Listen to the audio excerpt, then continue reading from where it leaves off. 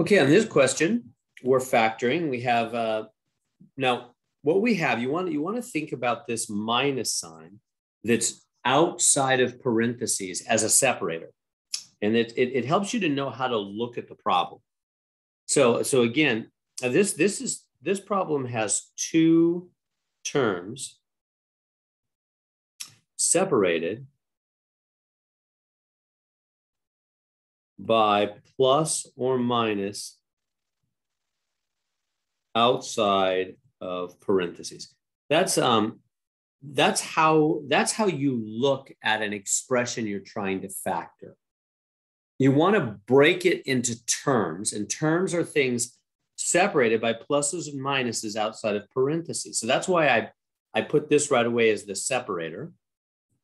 You know, because you might look at this and go, well, it's three terms. It's, you know, 6n and a 2n minus 13, another 2n minus 13.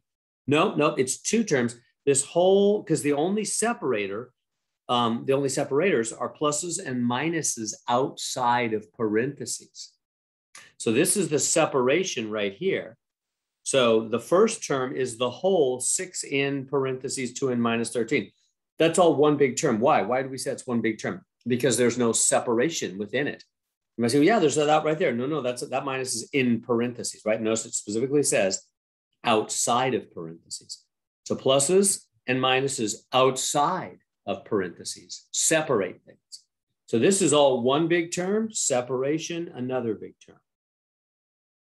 Okay, so what? Why do we care so much about that? Well, because that guides our eyes so that we can see how to factor it. What do I mean, see how to factor it? Well, imagine it was 6n, what if somebody gave me 6n w minus w, right? Just replace that big 2n minus, that parenthesis 2n minus 13 with a big old w. What would you do? You would look at it and go, oh, okay. They have a w in common, right? Put a minus in here, put two terms, what w times 6n and w times 1 would go back, right? W times 6n, 6n w times 1 is just w. And we'd be done. Right. That's exactly right. Except instead of W on the front, what do we have? We have a parenthesis. There's I'm probably here. Let me leave W. We have a parenthesis 2n minus 13, and then the 6n minus 1. Does that make sense? I know that's sometimes confusing for people because they'll look and they'll go, well, that's two things now. What? Yeah, I mean, it can be seen as two things. But it can also be seen as one big chunk, and that big old chunk can go boom and boom. Am I making sense? That big old 2n minus 13, that whole thing can go boom to the right of 6n, be right back there, 6n, 2n minus 13, and 2n minus 13 times 1 goes back to 2n minus 13. And we're done. That's it. We've got the two parentheses, and we're done right there. So when you see two terms, so again, from the top, pluses and minuses outside of parentheses are the separators. So when you see the separator, you go, okay, we have two terms. They both have 2n minus 13 in common.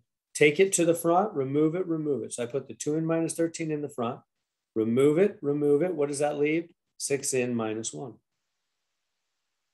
Right?